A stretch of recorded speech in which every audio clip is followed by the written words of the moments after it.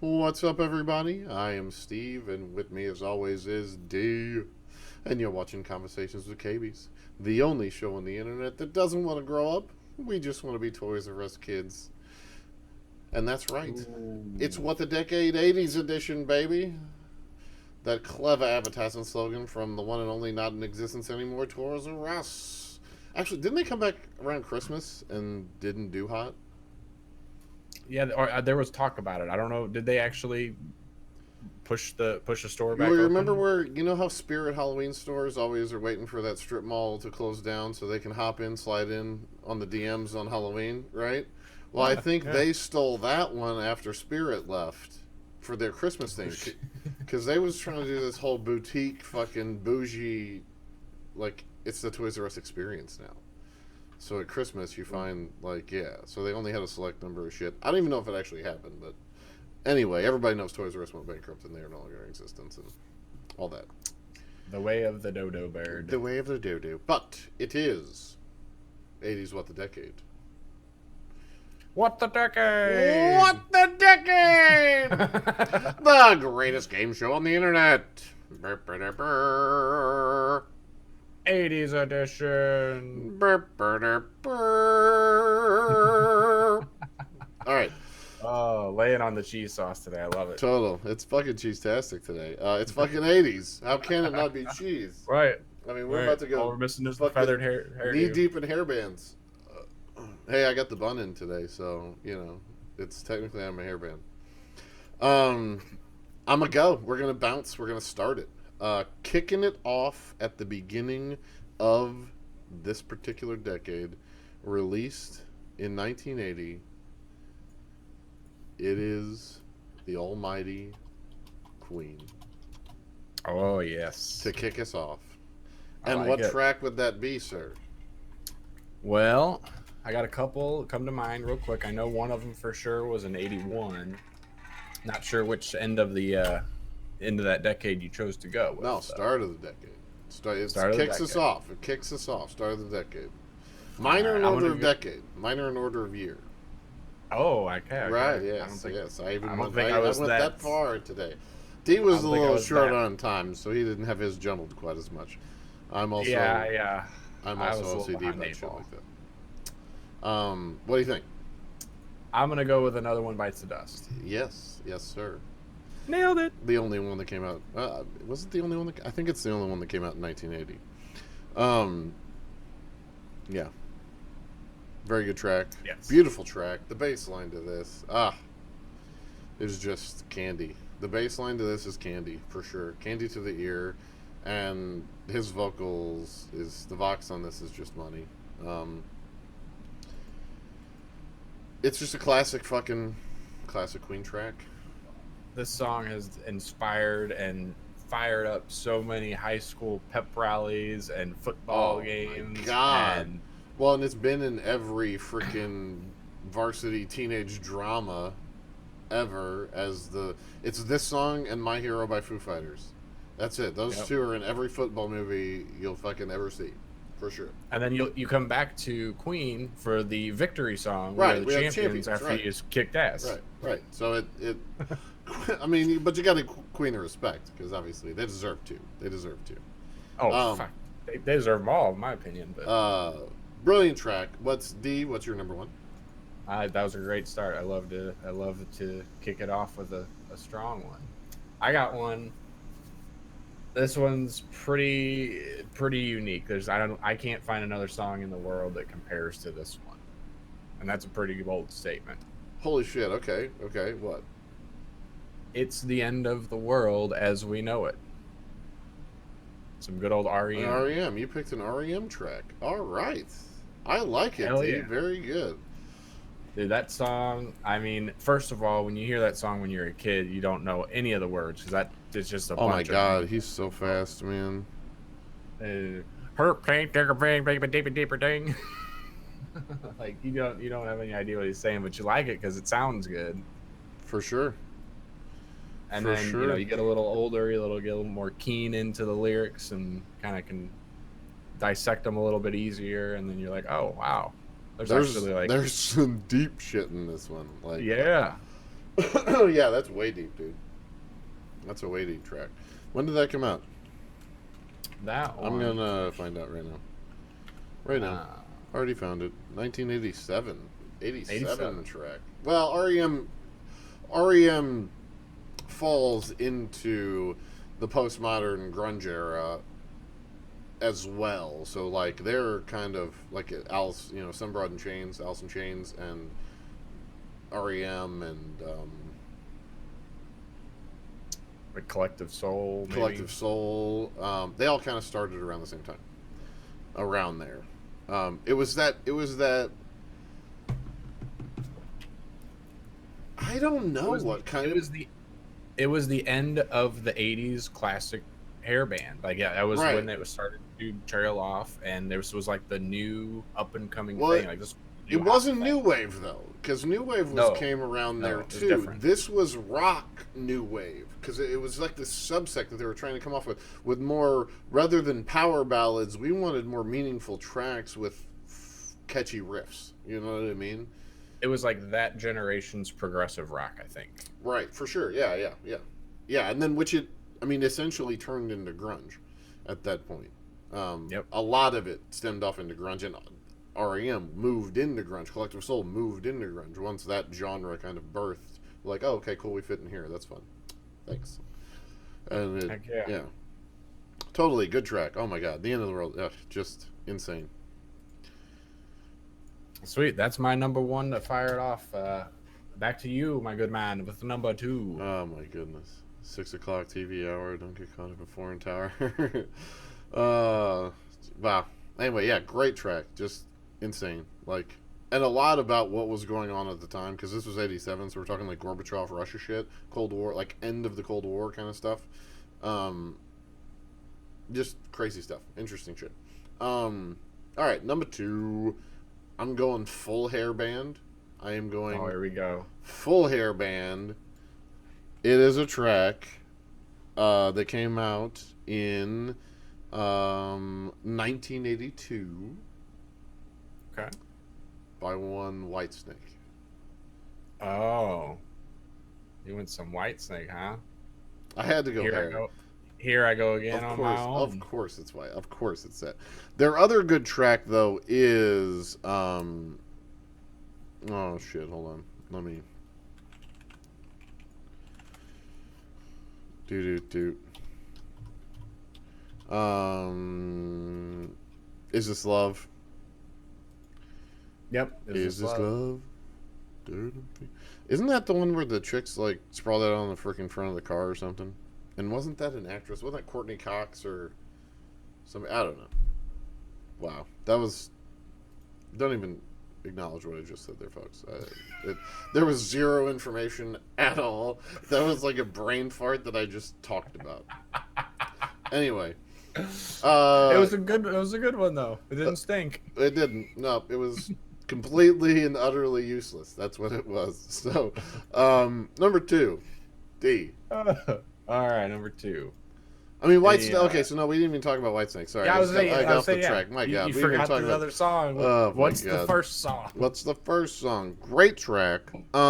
This song actually is interesting to me. It holds some memories. I remember. So this track was very popular with my cousins and my brothers.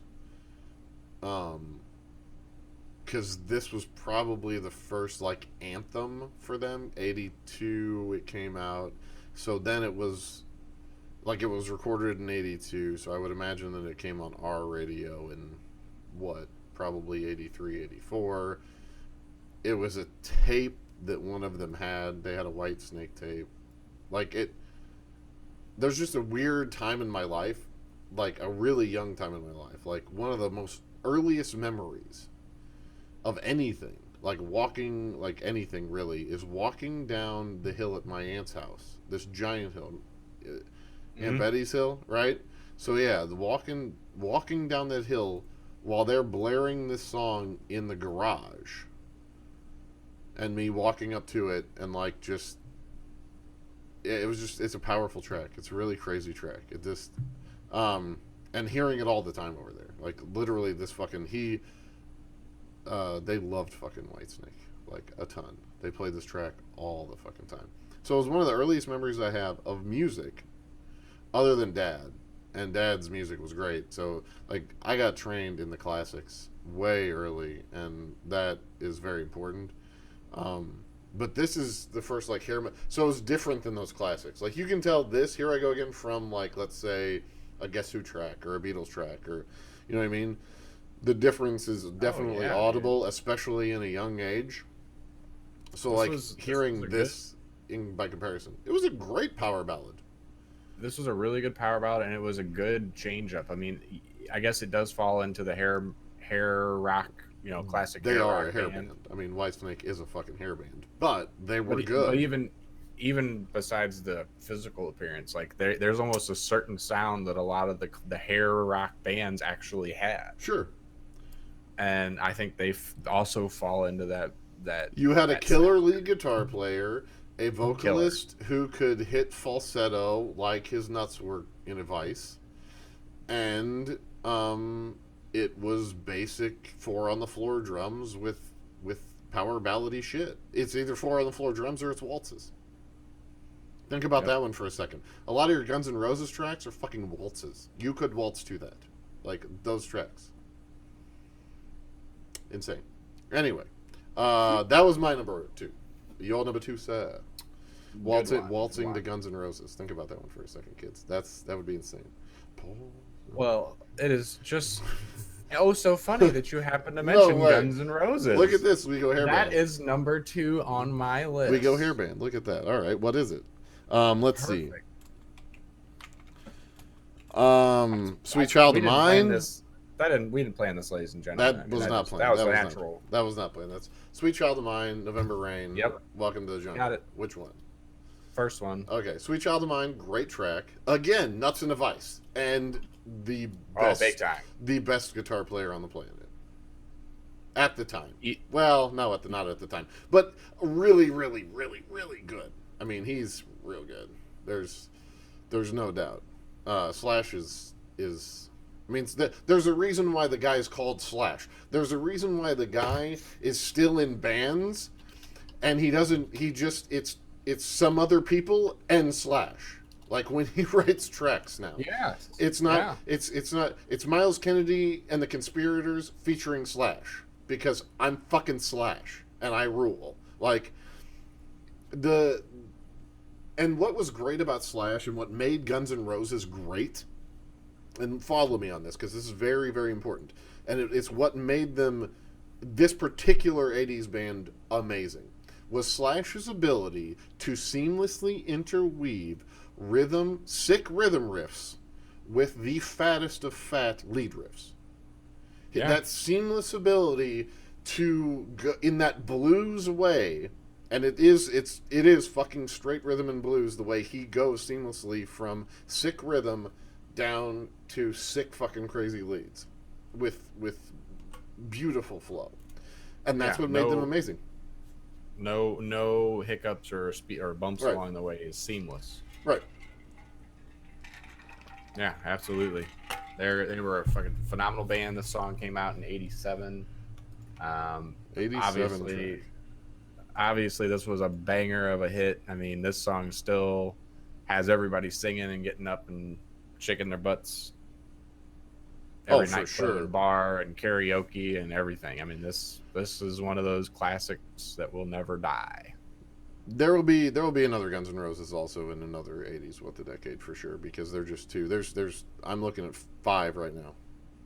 That on just if you search Guns N' Roses, I got 5 right now. That that would be good. That'd be good. Okay, that'd be good. Like they wrote really good shit. And again, I guarantee you're talking about Axl just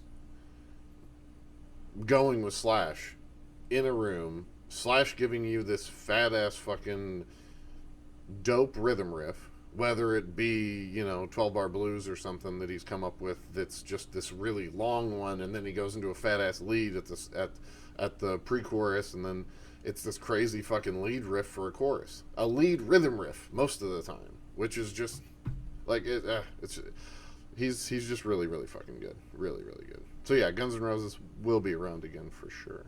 But on Absolutely. to But yeah, number three. I mean, I'm looking at the hits though, just from these guys, and you're right. I mean, Exactly. they just wrote tons and Tons tons of of hits. hits. If Axl Rose wasn't such a douchebag, they would have probably never broke up. I mean, honestly. And I mean, Slash has to have an ego.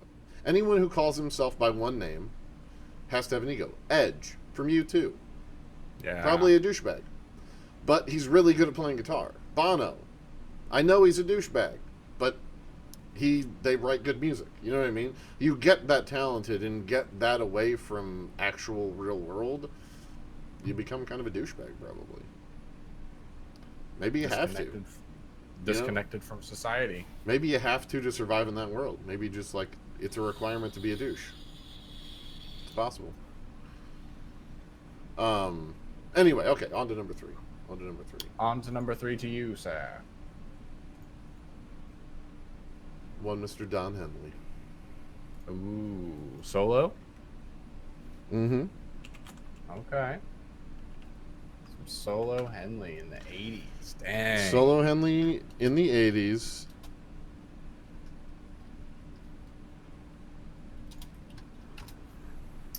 Well,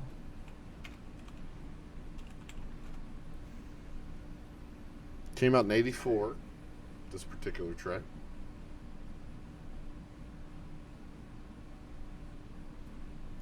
man, 84. There's so many. He had a lot. Don Oh, Henley but I wrote know some which really one. good shit. I know which one it is. Boys of Summer. Yeah. Yeah. Great track. Great One track. of the best of the time, for sure. Yeah, I only picked really, really good ones. Like, I really did. I only picked really, because this is... 80s is a tough year, too, because there's so many... This was Don Henley's big decade, for sure. He, like... And he didn't change. You know what I mean? Like, Boys of Summer, that could be an Eagles track. For sure. Other than harmonics probably aren't there, because I think he only probably did 2-part harmony with himself. You know what I mean? But it's still just a timeless track. It's these bands that know their genre and don't ever fluctuate. No matter what decade it's in, they're just in the zone and write good music. Beatles. Paul McCartney. Whatever. Yeah, I mean, they just write... Paul McCartney's new album that came out like 2 years ago, or a year and a half ago or whatever, is not bad. He's writing more gobbledygooky Paul McCartney lyrics than he normally was, like, before on some of them. You know, just those skippity-boo and my big brown shoe, those, you know, Paul McCartney lyrics. You know what I mean? Those just the gobbledygook stuff that's just fun Paul McCartney lyrics. You know what I mean? Yeah. There's more of those tracks probably on this album, but there's a couple that are fucking really solid fucking tracks. And cool. On the Foo shit, was that Sound City? Was that Sound City that Paul McCartney did a track on? I'm pretty sure. So yeah, like I think so. He's quite good. So it's just these bands that this Boys of Summer. This song is summertime. You throw this on and you will will summer to happen in April. You will will summer to happen in your mind. We need to play this song right now because, y'all, I don't know if you know this, but where we are at right now in the Midwest, it is like 9 degrees outside. It is frigid. So fucking cold. We can't because we get copyrighted. We're working into that, folks. I don't know. Because I think I want to maybe do an update where we play some of these tracks for you guys. To kind of trying to figure that out. Yeah. Figure that out, navigate that, figure how we can incorporate that into a podcast without upsetting the powers that be. Right, yeah. But that's way early and just that's early in thought. So don't even mind it. It's you. Well, that was I picked the epitome summer track of the 80s. What do you got? Which, by the way, that song, how many times has that song been covered? The Ataris did it most recently. I don't know. I want to say probably three. If you had to guess. Three. You think only three? Only three.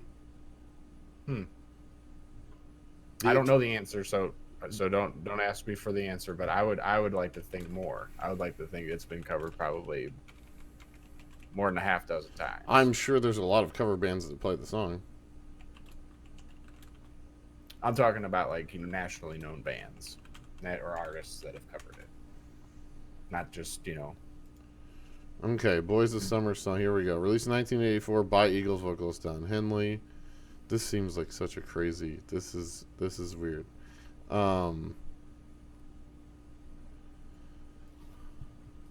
Weekly charts. The Ataris, Boys of Summer. Single by DJ Sammy featuring Lona. And that is it. Literally two. In 2002. In 2002 and in 2003.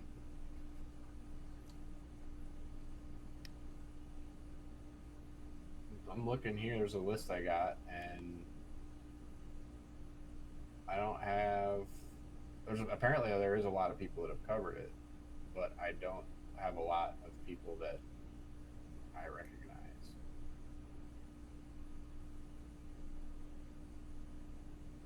In 2002, Spanish trance dance artist DJ Sammy covered the song. Released in November 2002 as the third and last single released on the album Heaven. And in 2003, the band The Ataris covered the Boys of Summer on their album So Long Astoria, which I really liked that one.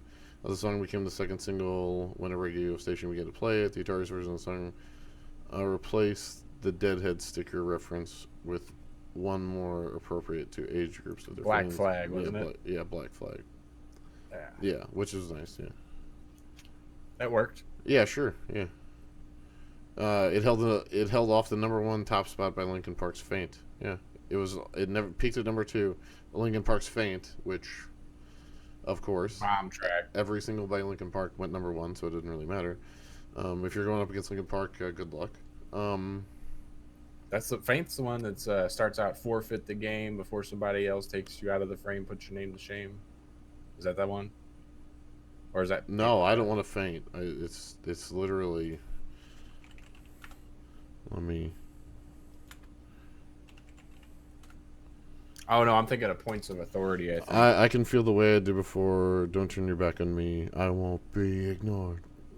Time won't heal this damage. Yeah, that's right. That's right. Okay. Got it. Yeah. I think I was thinking of Points of Authority. I believe. Yeah. Yep. That album. Yep. Anyway, great album. We'll talk. Yeah, we're sorry. I got Linkin Park. Park. Again, we have a Linkin Park one in the works here. Don Henley, that was mine. Number 3, Boys of Summer, epitome track. What was yours, sir? All right, number 3, coming from me, the D is none other than Mr. Phil Collins. Ooh, Phil Collins, also known from Genesis. I mean, In the Air Tonight? I went with the banger. In the Air Tonight. With that sick drum fill that even Mike Tyson can't get enough of.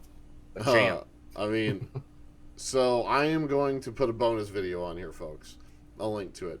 He did that on... It was Jimmy Fallon, I think. It was either Jimmy Fallon or Saturday Night Live. Phil Collins did. I think I want to say it was Saturday Night Live because I think he was hosting SNL. Regardless, Questlove playing drums.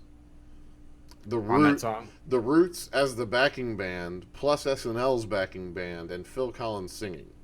So Phil Collins is straight up on the mic. Questlove is playing the fucking track. Like, imagine a dream come true for a drummer. I get to play In the Air Tonight for Phil Collins. Right. Which, admittedly, the first half of the song, you're not doing anything. But it's a great track. He was also singing. I mean, not to mention he was the drummer. So, like, there's a reason why Phil chose sometimes easy drum parts. Sure. Another Phil Collins awesomeness, Genesis, the band he was in before he went solo, and obviously Phil Collins' solo work. He was the first. I'm pretty damn sure this is like documented. He was the first musician to amp and effects his drums. Nice. So like on the recordings and live shows, all of it's through some effects processing. I'm not surprised to hear that, because the punch of that kick drum is always like extra. Like it always, and his drums sound different than everybody's. Always. Yes. Always. And it's because of it. He wanted signature drum sound, and that's how he did it. He went digital. In the era of digital at that point. I mean, this was fresh shit. Nobody else had been able to do it. So he was kind of a pioneer in that sense. Much like your Tom Morellos or Les Pauls. You know, I wouldn't go as far as crazy to say Phil Collins is like Les Paul in his engineering or contributions to music, but similar. Great fucking track. Banger track. The best Phil Collins track, easily. Yeah, that's the number one. I mean, everybody knows that if you're listening to that song, it's, you know, it's a. And who doesn't air drum at that point? Oh. Everybody does. Everybody air drums. It's like when you hear this. It's when you hear the beginning little subtle. I think it's like synthesized piano or something at the very beginning. Yeah. It is just like you're waiting. You're just like, oh, I'm excited. Yes, I love this song. Mm-hmm. And then you're just waiting. You know, you're going along with the slow lyrics and you know, getting the mood set for the rest of the song. Oh, I can feel it, Billy. I can feel it, Philly. Give it to me, Philly. Oh, I can feel it coming. Bring it on. Bring it on. That's right. And then you just fucking, and then it gets there, and then it's just dope for the rest of the song. And then he does it again. Like, if that fill happens like 3 times, and it's like sex every time. It's wonderful. It's a great track, just a fucking bomb track. It really, beautiful track. Good choice, D. Very good choice. If we had to make, side note, if we had to make like maybe like a short little threw together an idea for a little mini podcast in the future, it should be the most memorable or recognizable drum fills in modern music. And I got 2 of them right off the bat. This is one of them. The second one. I'm gonna keep the second one in my banks for later. Oh really? Because I have one right off the. I have 2 right off the bat. Yeah, that was one of my 2. I'll tell you bands. I'll tell you bands. System of a Down. Okay. Offspring. Oh, nice. I went different. Well, just say band. Who'd you go? Nirvana. Oh, well, that's a great one too. I mean, that one's so good. All right, anyway, that's a great podcast. We'll do that one. Put that. We'll have to do that one. You need to write that while I'm doing the next one. You need to go in the drive. I already did. Write it down. It's written down. Good job. All right. 4. 4 to you. This is 4. Yes, this is 4. I did a great one. It's a 1985 track. Okay. By one Dire Straits. Ooh. Are we the Sultans of Swing? No. Are we moving refrigerators? Yeah. Yeah, let's move. Hey, color TVs. That's right, baby. Money for Nothing, baby. Money for Nothing. Great track. I mean, Dire Straits are good. So yeah, Sultans of Swing, awesome track. Money for Nothing, in my opinion, their best track. Sultans is great, but this song is so fucking good on so many levels. I want to say that there's like an arpeggio riff that he's fucking playing through. Like, this thing is stupid on 8 levels, how good this track is. And it's about what the 80s is about. Like, this song epitomizes everything about the 80s. The excess, and like, we just got our chips from China, and we are making everything electronic, and sit your ass down because our remote controls are cordless now. And you know what I mean? Like yeah, it's a The birth of the digital revolution. basic, yeah, and it epitomizes the song. There were other people. Um, Video Killed the Radio Star is another example of that same theme. This song does it far better, in my opinion, and also is Dire Straits are stupid good musicians. Like, Dude, one yeah. of the most fucking underrated bands, music-wise, fucking like Rush underrated. Like everybody loves Rush now that fucking Neil died. Where were the people in the fucking trenches with me in the fucking late '90s who, when you were like, no, they suck. His voice is too high. Oh yeah, there's a lot of haters out there, dude. But there's a ton of people who love Rush. Like they had. Yeah, I mean Hey, they filled arenas, getting zero airplay. That's impressive. right. That's very very impressive. Or Yeah, if they were getting true airplay, it was people like who, one song. well, yeah, and it had to be the right, like, it had to be the right rock station to do it. Yeah. And we didn't have really one around here. KC did them sometimes, but they do it far more now that they're, you know, with age, Rush got more acclaim. They finally got recognition, and they're in the Rock and Roll Hall of Fame. So I'm not that they've gotten shit on or anything, but and they got in the Rock and Roll Hall of Fame before fucking Neil died, which is very important because he deserved to be fucking. Oh, He's a goddamn musical genius. He deserved those kudos and that recognition, absolutely. Like, But to me, without a Dire doubt. Straits and Rush are in the same vein where people just shit on them. Like they don't appreciate them the way they should, and it's the people that aren't really music lovers, like people that don't get music. Yeah.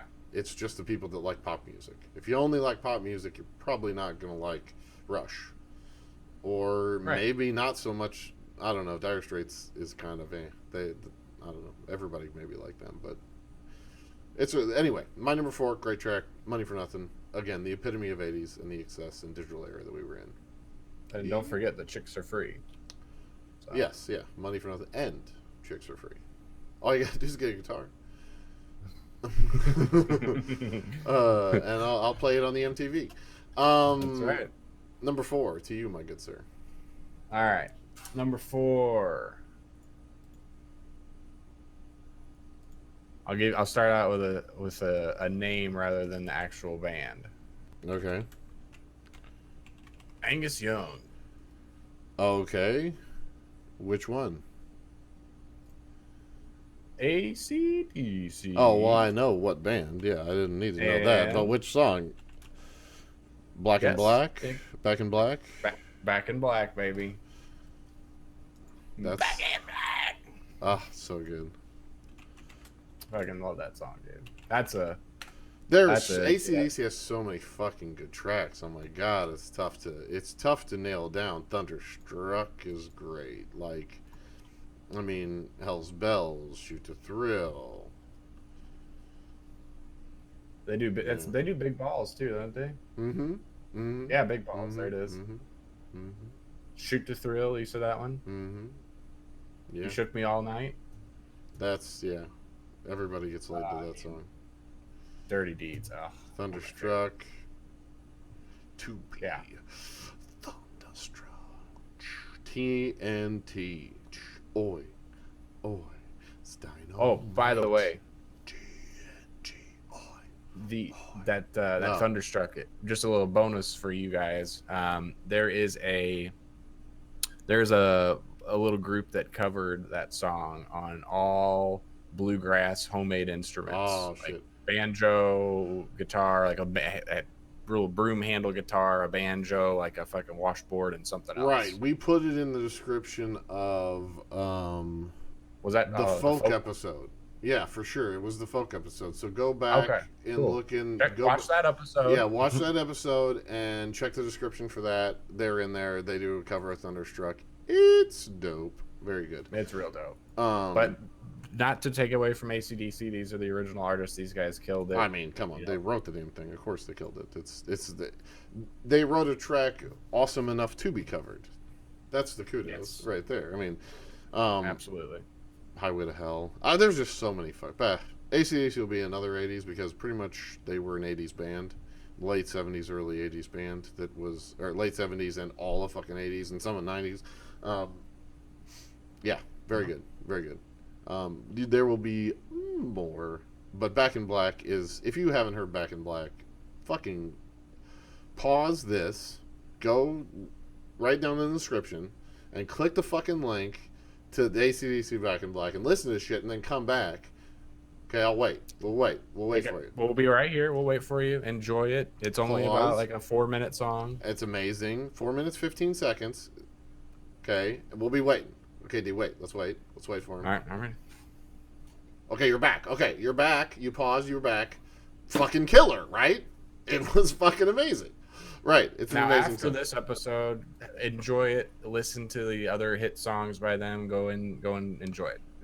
You'll it's really good. And then we'll talk about it again in another 80s What the Decade for sure, because they're too good. They're too good. On to number 5, right? To you, sir. This song, all I have to say about this song is the title of a movie.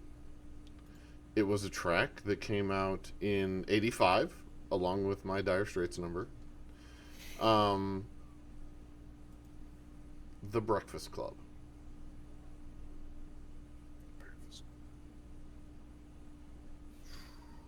Okay, maybe I need the song for you to refresh on the movie.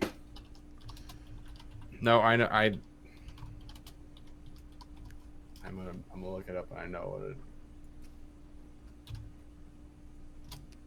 You can give me another hint if you got another hint. The band is Simple Minds. I don't think that's going to help you in any way because Simple Minds is just an 80s band. Yeah, the song is what does it. The song is what makes the movie. The movie makes the song. In this particular case, there literally is no. This movie would be less than if it was not for this song. This song wouldn't be as good if it wasn't correlated with this movie. And that song is Don't You Forget About Me. And that is Don't You Forget About Me. Down, down, down, down. Yeah. Great track. Just a great track. It's an 80s track. It is a straight fucking 80s track. It can't get any more 80s than this track. I mean, it's really heavy in the fuck. It's a ballady song for the 80s. So the 80s, the 80s ballads were different than other ballads because they still had that pop, synth, all digital feel. Yes. But they were still ballads. It was so fucking weird in the 80s because there was no shift really in musicianship. It merely changed the key, generally to a minor, or swap a few instruments. Maybe don't have as heavy as the lead guitar, and we call her a day. And it's generally a ballad. This song though is, again, if you've seen The Breakfast Club, you know exactly what track I'm thinking about. And again, this track, if you've seen The Breakfast Club, you know the name of the song, but you probably don't know the band because they're just one of those 80s bands like all the others that had one hit, and it was an epitome 80s track, and this is definitely one of those. Very good song though. Very good song.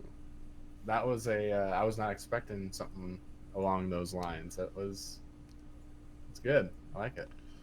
Number 5 to you, sir. All right.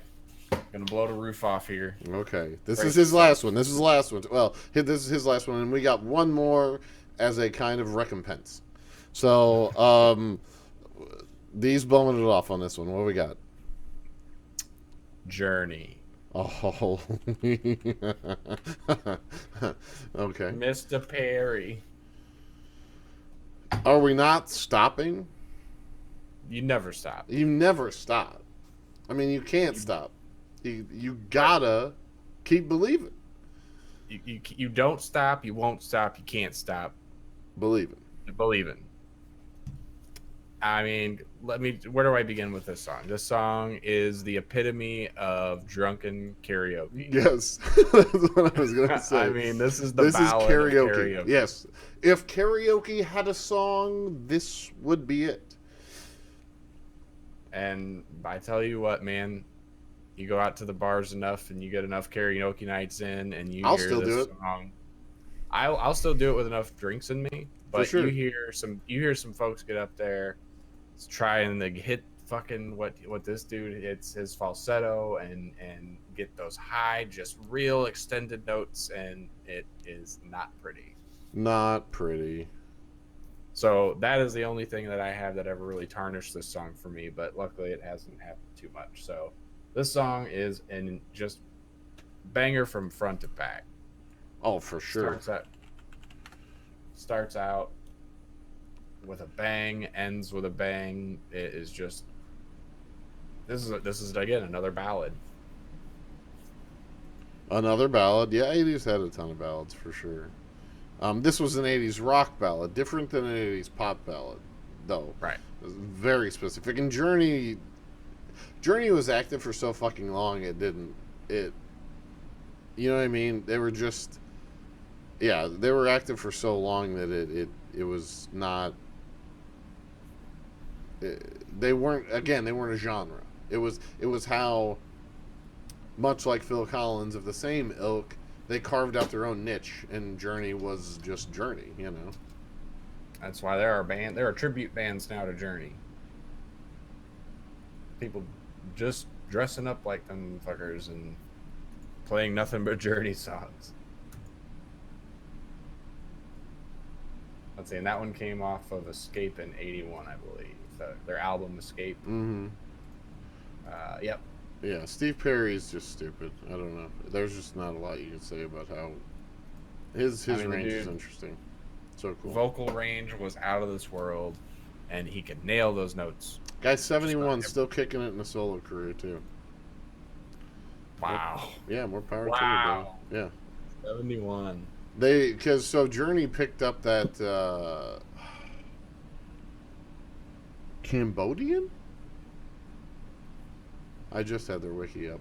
I want to say it was Cambodian. I saw the documentary on that Journey documentary. It was very cool. So in '98, I think they axed Steve Perry and again and brought in this other kid. So Journey now does it without Steve, which is interesting. Yeah, there's a very interesting documentary about that. But that completes our normal routine, our recompense. Bonus song 6. Bonus. We always shit on Metallica. Well, here you go, Metallica fans. In 1989, Metallica released not their best track, but a magnificent track. I don't know. Is it their best track? God, that's a tough fucking...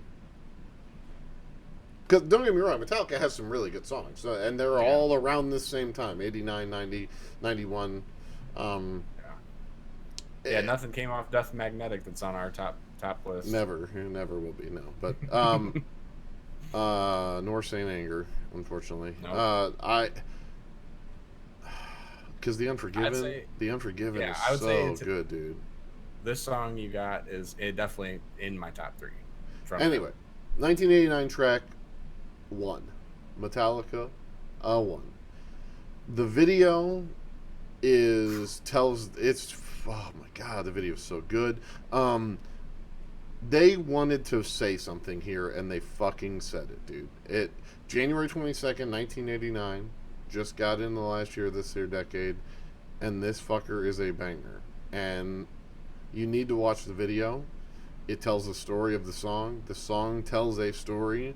And when you understand, watching the video and understanding what they're trying to say here, it's fucking crazy. I won't even say it. I won't even spoil it. You fucking figure out what the hell they're trying to say, because there's some shit here.